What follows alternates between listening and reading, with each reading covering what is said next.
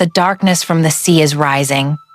On the night after her 18th birthday, Zahara looked into the mirror and froze in shock as her eyes suddenly turned a radiant golden hue, like sunlight shimmering on the ocean's surface. From the depths of the sea, Malik, the one who had once sworn to annihilate the royal bloodline, immediately sensed the awakening power. Grinding his teeth, his voice echoed through the raging waves. "The time has come for the girl to return or to die." On nights when the sea breeze whispered through the darkness, Zahara would see the figure of her mother, Queen Ayana, the mermaid with shimmering golden scales appearing within the watery mirror. Her gaze overflowed with both tenderness and warning. "You cannot hide forever. The sea is calling your name."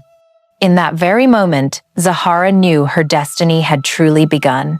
Nightfall draped Charleston in a thin veil of mist, as though the entire ocean itself were exhaling heavy, drawn-out breaths.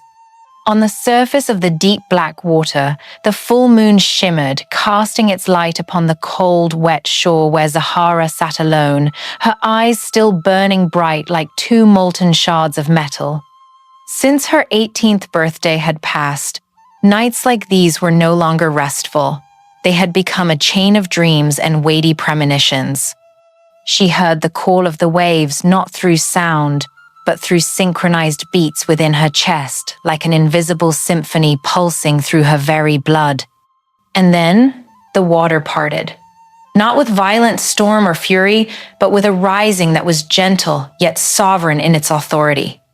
From the heart of the ocean, Ayana emerged, her golden scales reflecting hundreds of rays of light, blazing like a miniature sun bursting forth in the middle of the night. Each breath she drew seemed to carry the warmth of the entire sea, banishing the cold that surrounded her daughter. Zahara froze.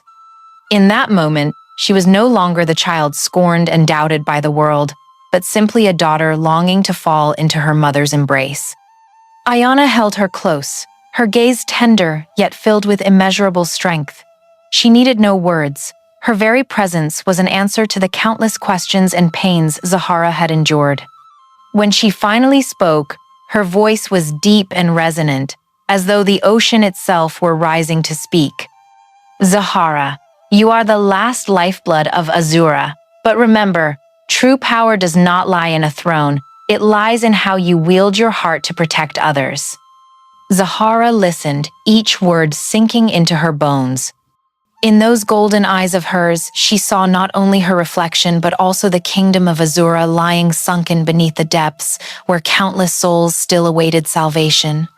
Yet, at the same time, her heart pulled her toward Charleston, the place where Imani had sacrificed her life to raise her, where friends stood by her side, where memories of childhood lingered in the salty air and in the rhythms of African folk songs sung in the morning markets. She belonged to both worlds, and yet belonged wholly to neither. Ayana offered not only words, but also a legacy. In her hand, a glimmering golden scale slipped free, hot as though torn straight from her soul. When placed into Zahara's palm, its light spread, seeping into her veins, sending shivers through her body. It was no simple gift. It was a burden, a vow, a bond tying her to a destiny she could not deny. Zahara understood. The golden scale would blaze when she acted with love, but could dim into nothing if her heart gave way to hatred. In that instant, a great wave surged and crashed, as if to underscore the warning, for in the abyss below, Malik had begun to stir. His shadow, cold and suffocating, crept into the veins of the sea and toward the land as well. Ayana's eyes grew distant, filled with a sorrow she could not conceal. She knew she could not shield her daughter forever. Her own final days were drawing near, and only Zahara could face the coming storm. Zahara lifted her head, the sea wind sweeping through her long hair, her golden eyes reflecting the light of the scale in her grasp. She felt the tearing conflict within, one side yearning for a peaceful life like any ordinary girl, the other weighed with the duty of carrying the Azura bloodline forward. In her mother's embrace, she felt safe, but deep inside, She knew no one could live or fight in her stead. Ayana kissed her forehead, a kiss warm yet tinged with farewell. It was not a goodbye, but a reminder that from now on, Zahara must learn to walk on her own. The sea did not need a child sheltered in its arms, it needed a queen who could place love upon her throne. Ayana's figure slowly dissolved into the waves, leaving Zahara kneeling on the sand, clutching the golden scale in both hands, her shoulders trembling with a mixture of fear and resolve. Overhead, the full moon bore witness to her transformation from girl into symbol, from daughter into heir. Tears fell, yet Zahara did not wipe them away, for each drop bore witness that she still had a heart capable of love, of protection, of sacrifice. And she knew it was this very truth that would be her strength. The only question still echoing in her mind was, would her heart be strong enough to withstand the darkness rising from the depths of the sea?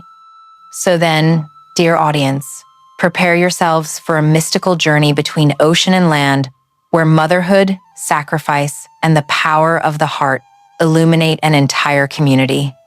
Hit like, subscribe, and let me know in the comments where and when you are watching so that we can connect together. That morning, dawn over Charleston did not bring its usual peace. Sunlight fell upon the harbor, but instead of illuminating life, it only revealed countless fishing boats battered and broken by the waves, wooden hulls splintered, torn nets scattered across the shore. The stench of rotting fish rose thick from pale-bellied corpses drifting along the beach. Cries of grief mingled with the salty air, weighing down the atmosphere as though the ocean itself had just exhaled a storm of rage upon the small fishing village. The villagers gathered, their weathered faces etched with worry and fear. They whispered among themselves, but whispers gradually hardened into accusations. And all their eyes turned toward a young girl standing not far away, Zahara. Her golden eyes, gleaming like molten metal in the light, once a source of curiosity, had now become the reason for their dread.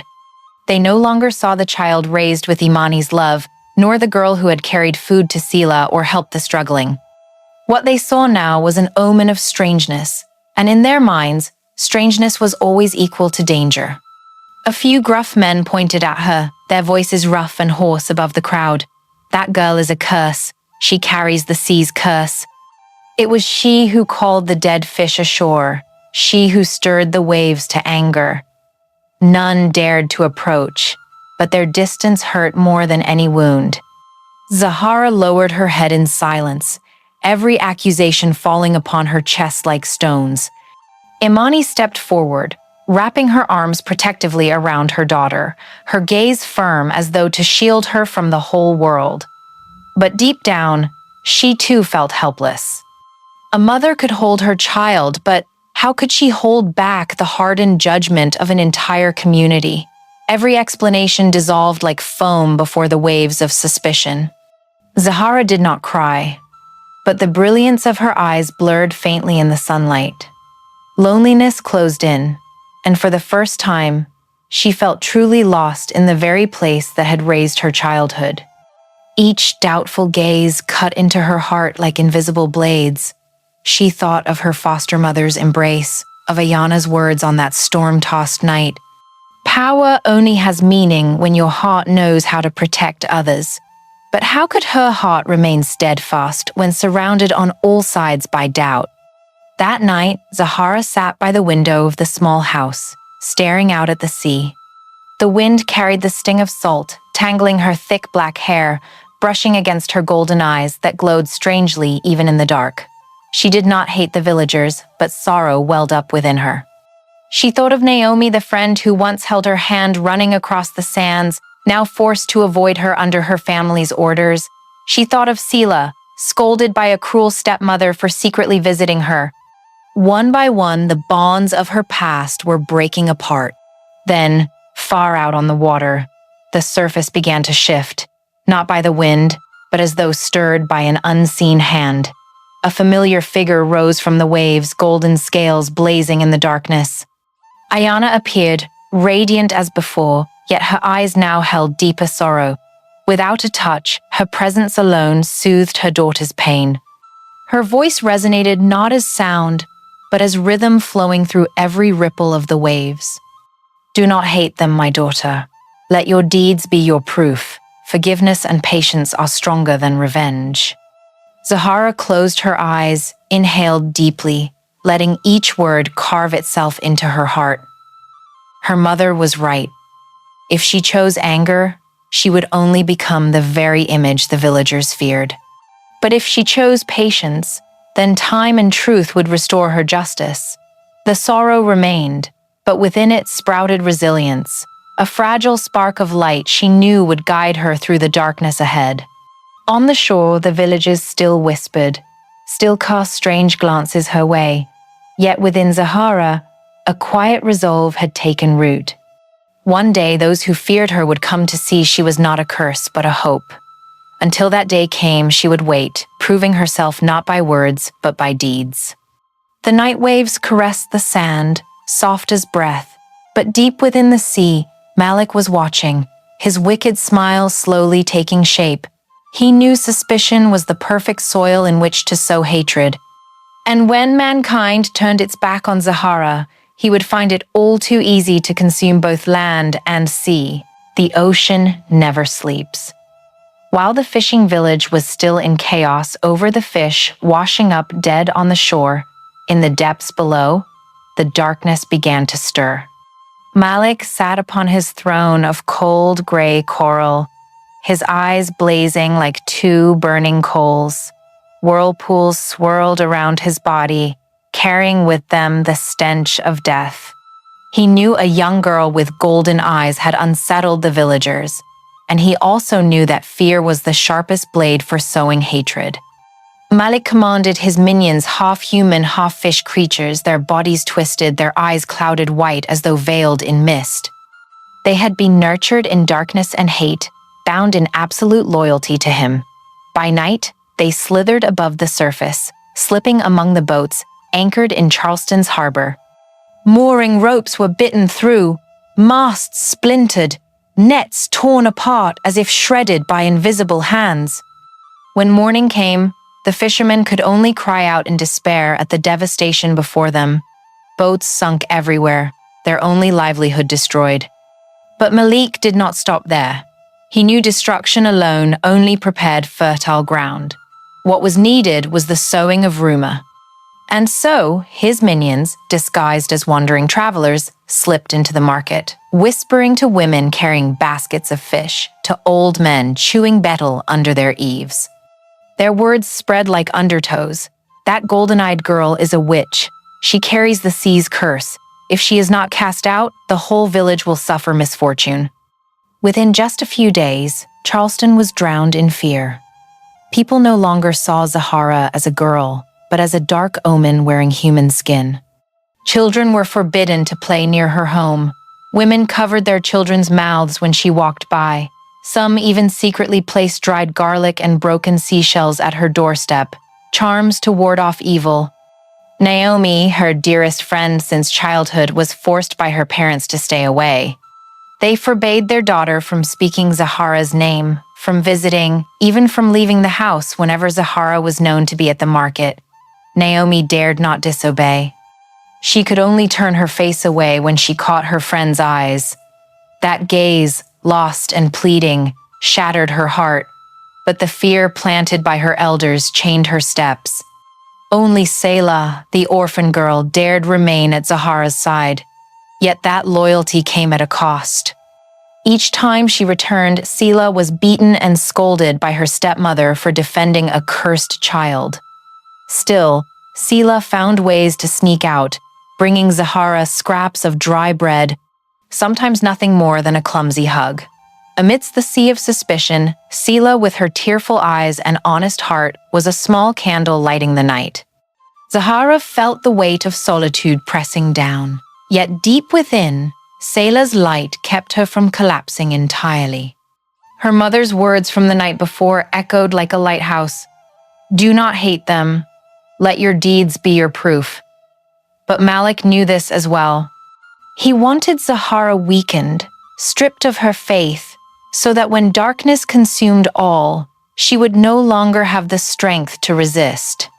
In the nights that followed, the sea breeze carried a sharper stench, the waves crashed more violently, the village sank into nightmare, and with every new disaster, only one name was spoken: Zahara. The whispers grew louder, the suspicious stares heavier, while Zahara could only retreat further into herself, clutching tightly the golden scale her mother had left behind. She knew Malik was drawing closer with every step. From the depths, Malik gazed upward through the water, his lips curling into a vicious smile. He had already sown the seeds of poison. He only needed to wait for them to bloom into hatred. He was certain that soon, those whom Zahara wished to protect would turn their backs on her, cast her out, and drive her to the brink of despair. That would be the moment he would rise, to strike the final blow. But there was one thing Malik did not know. Darkness may spread swiftly, but even the smallest light, if steadfast enough, could ignite hope through the longest night. And that light, for now, rested in the fragile yet loyal hands of Sela. Charleston's night was quieter than ever, yet the silence brought no peace. It was the hush before a storm, making each of Zahara's breaths heavy. Since the day the cruel rumors had spread, she had lived like a shadow. Every step she took into the streets dragged behind it suspicious eyes. Every breath drawn in the crowded market carried sharp, whispering words. Her young heart was slowly hardening beneath the weight of doubt, yet deep within, a small flame of faith still endured. It was the flame Ayana had entrusted to her, the belief that only love was the true weapon. That night, as the waves lay still and the moon hung high, the sea shimmered as though dusted with silver grains. Zahara walked alone to the shore, clutching tightly the golden scale her mother had left behind. For so long, she had treated it as nothing more than a keepsake, the last trace of warmth remaining from Ayana's embrace. But that night, with the cold sand beneath her feet and the water lapping at her ankles, the scale suddenly grew hot. Golden light spilled between her fingers, brighter than anything she had ever seen. Zahara's body trembled not from fear, but from life surging into her veins. The light spread through her chest, and her heart pounded as though beating in rhythm with the entire ocean. Then, through the salty wind, she heard them not clear, not in words, but fragmented whispers, layered upon countless waves. They were no hallucination. They were cries, moans, pleas for help. She collapsed onto the sand, clutching her chest, her vision blurred. What she saw was not through her eyes, but through her mind. Hundreds of souls bound beneath the sea, their faces twisted in agony, hands reaching upward only to be dragged down by darkness. These souls were not strangers. They had once been fishermen, sailors, the lost swept away in the storms Malik had conjured. They had never found rest, imprisoned to become his power. Zahara's breaths came ragged, cold sweat tracing her temple. For the first time, she understood why Malik was so strong. His strength was not only drawn from his own hatred, but from feeding on the pain, the fear, the despair of thousands of souls below. He turned suffering into weapons, cries for help into shackles. And in that moment, Zahara saw Ayana appear, not in her radiant form as before, but as a gentle glow. Her eyes were kind, yet heavy with sorrow. She did not speak much, only made the scale shine brighter, illuminating the anguished faces beneath the waves. Her voice, soft as the breath of wind, echoed, "This is the key, Zahara. It will protect you, but only if you keep compassion in your heart. If you wield it with hatred, it will fade into ashes. But if you let mercy guide you, you will hear the voice of the entire ocean." Zahara lifted her gaze to the sky, tears streaming down her cheeks. From deep within, she understood she had crossed into a new threshold. The golden scale was not meant to flaunt power, not to prove her worthiness, but to open her heart to the suffering the world turned away from. That burden was heavy, yet it was also the only path to becoming the light her mother had dreamed of. She closed her eyes, allowing the whispers to seep into her mind. A man crying out his son's name amidst the waves, a child wailing for its mother, a woman calling for the village she had lost.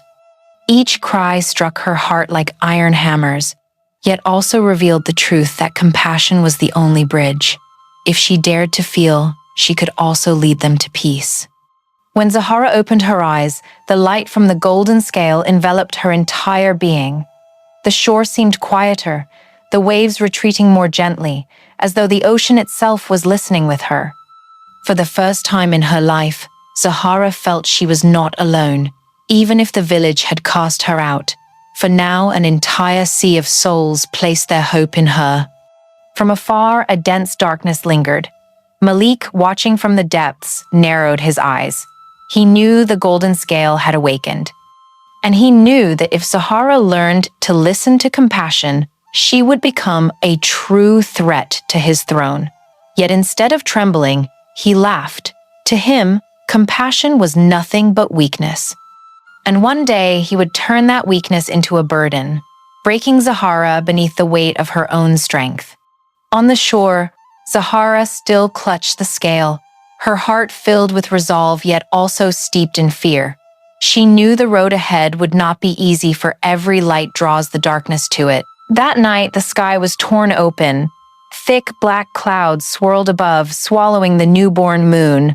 Wind howled through Charleston's narrow streets, slamming wooden doors and rattling the tiles of old roofs. Before the townspeople even realized where the storm had come from, the sea roared in fury, waves rising like colossal walls of water crashing against the shore. Malik had struck. He poured the power of his hatred into every wave, driving the full wrath of the ocean onto the land. Waters surged into the harbor, sweeping away boats, toppling rows of huts. Cries of anguish echoed everywhere, the muffled sobs of children silenced in fear, the shouts of men calling to each other amid the chaos of floodwaters. Oil lamps flickered, sputtered out in the gusts, leaving only darkness and the tearing roar of water. The fishermen men who had once seen the sea as a companion now saw it as a bloodthirsty monster. Small, fragile bodies were swept under, hands flailing, cries for help drowned in the tide. On the docks, dozens lay injured, blood spreading into the salt water, staining it with a haunting red. Amidst the chaos, Zahara stood still. Her hair hung soaked, plastered to her face, yet her golden eyes burned bright, not with the strange light that once unsettled others, but like a torch blazing in the night. The golden scale in her hand burned hot, its light spilling outward, illuminating the desperate faces waiting for a miracle. Zahara rushed to a fisherman with a broken ribcage, his breath faint, blood flowing across his chest. No one believed she could help, but in that moment, fear no longer had a place in her heart. She pressed the golden scale to his wound, light spread, seeping into his flesh, veins glowing with golden fire. And then, unthinkably, the bleeding stopped. The wound sealed. His breathing steadied. The crowd froze. They had just witnessed something no one could explain. The girl they had called a curse had, in an instant, saved a life before their very eyes. But Zahara did not stop. She ran to a child, tossed down by the waves, his arm twisted, broken, writhing in pain. Again, the light poured forth from the scale, tender as a mother's embrace, knitting bone and flesh together. The child's cries softened into sobs, wide eyes lifting to Zahara with no trace of fear, only wonder and gratitude. And so it went, one after another. She bent down, laying the light upon each wound. Tears closed, gasps of pain faded into relieved breaths. With each life restored, the suspicion in the village's eyes melted away, replaced by silent reverence. Far out at sea, Malik roared with rage. He had not foreseen that the golden scale could turn a fragile girl into such a beacon of strength. Every life she saved was not only defiance against him, but the undoing of every arrow of doubt he had planted so carefully in the villagers' hearts. The winds calmed, the waves too grew weary, lapping the shore like the sighs of a wrath undone. The townsfolk, though battered, stood around Zahara, their eyes fixed on her as though gazing upon a mystery newly unveiled. None dared to speak aloud, but the truth was undeniable. She was no curse, she was their savior. Exhausted, Zahara sank onto the stone steps, the golden scale still glowing faintly in her hand. She knew this was only the beginning, for if Malik did not relent, the storms to come would be far more brutal. Yet, in that fleeting moment, she found a fragile comfort. For the first time, the villagers did not look upon her with fear, but with gratitude and hope. A storm may shatter roofs, may break boats, but it can also uncover truth. And for Zahara, that truth was the only path to proving she belonged to both worlds. But would this newfound reverence be strong enough to withstand Malik's next schemes, when he had never once been willing to stop? And you guess what will happen next? Take a moment, relax, and drop a comment with the number 1, or say, "I'm still here," to continue listening. The storm had barely subsided when Charleston, still struggling to breathe, was shaken once more. The sea roared again, fiercer this time, as though some monstrous beast stirred beneath the depths. The townsfolk, trembling from their brush with death, clung to one another, eyes fixed on the horizon in terror. And then, from the heart of the black waves, a towering figure emerged. Malik had arrived. His body seemed fused with the ocean's darkness, his eyes blazing with a cold, merciless blue. With every step he took, the sea rose higher, pulling walls of water up into the sky. His roar rolled across the shore, wordless, yet every soul understood. He had come to reclaim what was his, and to destroy anyone who stood in his path. Zahara stood on the pier, still clutching the golden scale.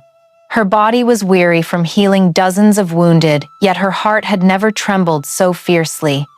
Before her was no rumor, no whisper of doubt, but the embodiment of darkness itself. Malik surged toward her, like a leviathan intent on devouring the fragile spark of light. And in that instant, the sea blazed with radiance. Ayana appeared, the golden scales of her body bursting into 1,000 dazzling rays, halting the black tide in its tracks. She was no faint apparition now, but the true queen of Azura, resplendent and majestic, rising from the ocean like a sun in the night. She stepped before her daughter, arms outstretched, gentle yet unyielding, forming a shield between Zahara and her enemy. The battle began.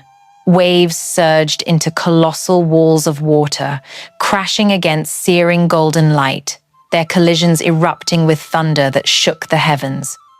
Malik hurled spears of pitch-black water, forged from the torment of hundreds of imprisoned souls.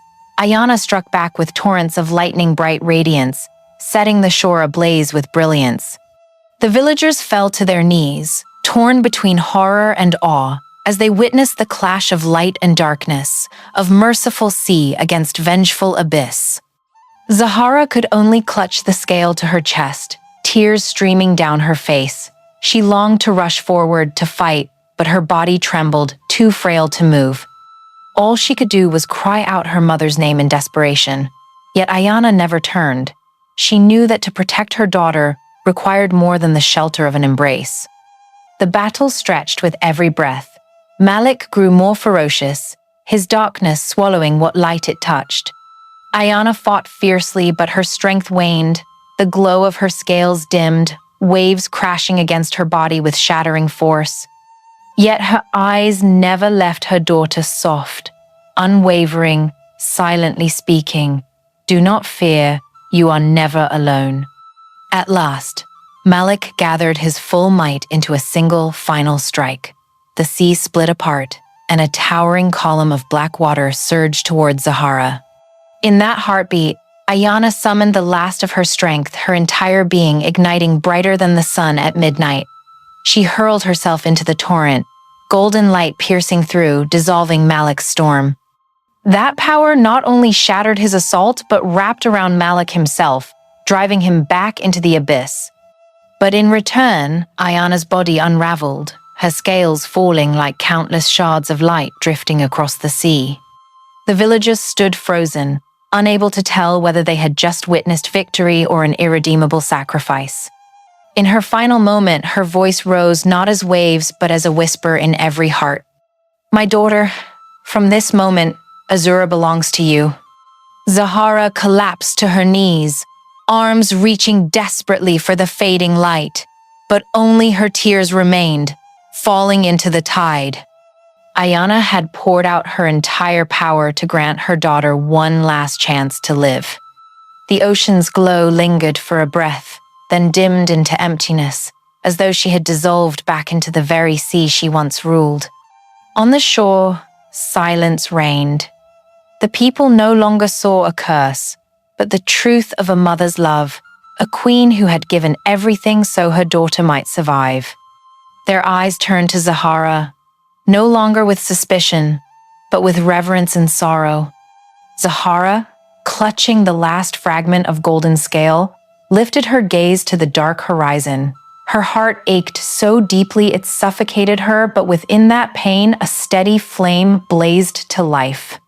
If her mother had entrusted her with Azura, if both sea and land now needed light, she could not falter. After the battle, the sea still churned with waves, but there was no longer Ayana's roar to drown out the darkness.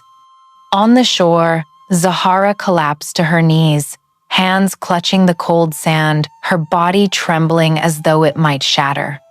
Her tears mingled with the rain running down her cheeks, salty and bitter like the ocean itself. Her mother was gone.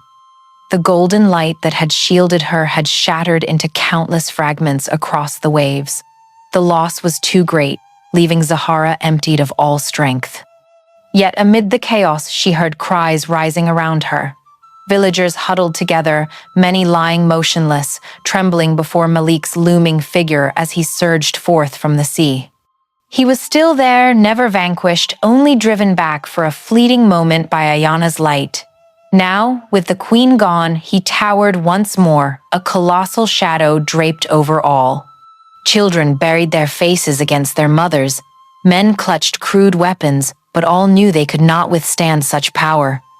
Zahara's fingers tightened, feeling the last fragment of golden scale in her palm. It was small, fragile, nothing compared to the radiant form Ayana had once given. And yet, strangely, from that fragment warmth spread. Not only did it glow with metal's light, but with Zahara's own heart. And in that tear-stained instant, she understood. Her mother had not vanished. She had left the flame within her daughter. She forced herself upright. Her legs shook, but her eyes had changed. The golden glow within them was no longer the burden of difference, but the proof of legacy.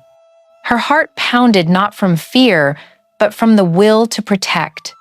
Malik lunged, water coiling around him like colossal serpents. But this time, Zahara did not retreat. She raised the golden scale, pressing it to her chest. Light exploded not just from the relic, but from her very heart. It enveloped her body, spreading outward into a great circle that wrapped around the entire shoreline. Those swept under the waves began to stir. Fishermen felt warmth soothing their wounds. Malik faltered, narrowing his eyes at the unexpected brilliance light, not born of inherited power, but of a girl's compassion. With every step Zahara took forward, the villagers behind her felt faith ignite. They, who once whispered suspicion, now saw her standing at the edge of life and death, not for herself, but for them all. Malik struck with a final blow, darkness surging like it would crush her. But Zahara, with the circle of light from her heart, blocked each wave, each torrent of black water. Her light did not destroy the darkness, but pressed it back, forcing it farther, driving it away into the open sea. Malik roared in fury, his form unraveling into whirlpools. He did not die, but was forced to retreat, dragged once more into the abyss. The beach fell silent. Then, like a tide sweeping outward, the villagers sank to their knees, their eyes fixed on Zahara. In the glow still lingering around her, they saw something greater than power. They saw hope. From the sobs, a voice rose, soft yet strong. The Golden Princess, our savior. Zahara bowed her head, tears shimmering in her eyes. She had never dreamed of such a title. All she had ever wanted was to live as an ordinary girl. But now she understood.